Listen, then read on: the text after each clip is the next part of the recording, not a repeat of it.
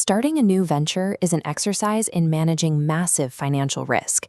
You are staring down a void of uncertainty, where one miscalculation costs everything. To navigate that risk, you need a business plan.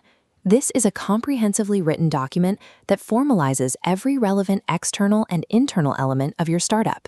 It acts as your primary decision-making tool, plotting the exact route from an early idea to a functioning organization. John H. Johnson, the American publisher who built a media empire, noted that entrepreneurship is personal.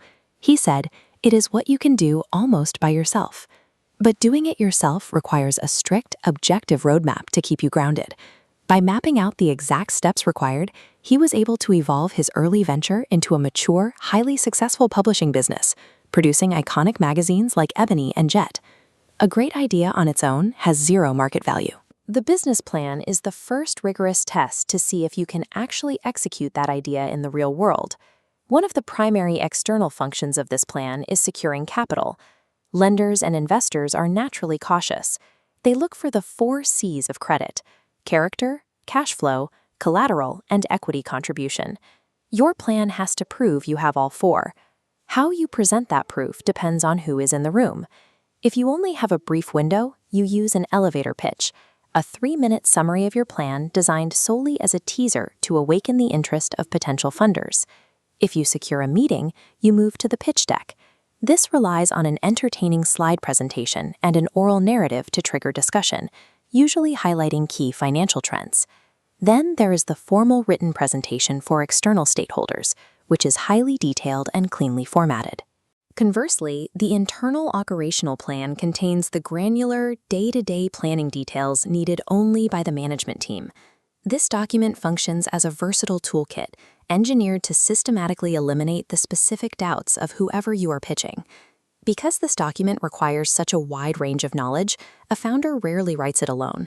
You have to consult with experts, lawyers, accountants, engineers, and marketing consultants to build a structurally sound plan. The first thing you establish is the foundation, the general introduction, and the organizational plan. This section forces you to officially lock in the name, address, and legal constitution of the proposed venture. This chart shows how you must break down the exact nature of your offering.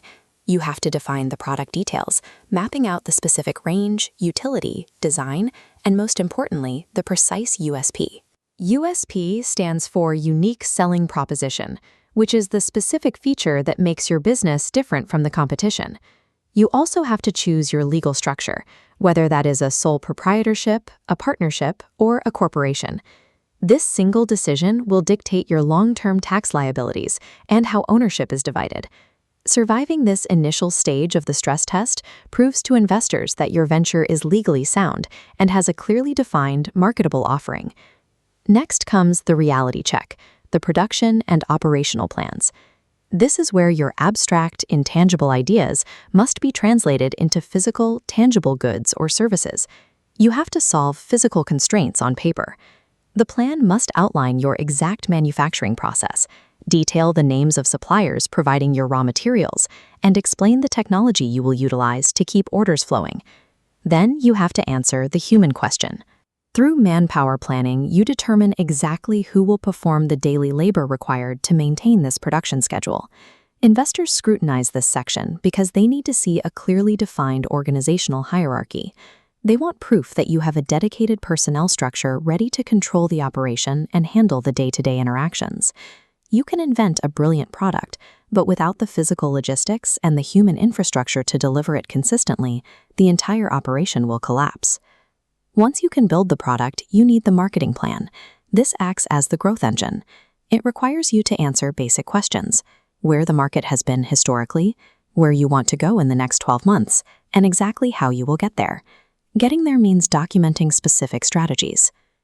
You have to lay out your precise pricing models, chart your distribution channels, and define the promotional tactics you will use to acquire your target customers.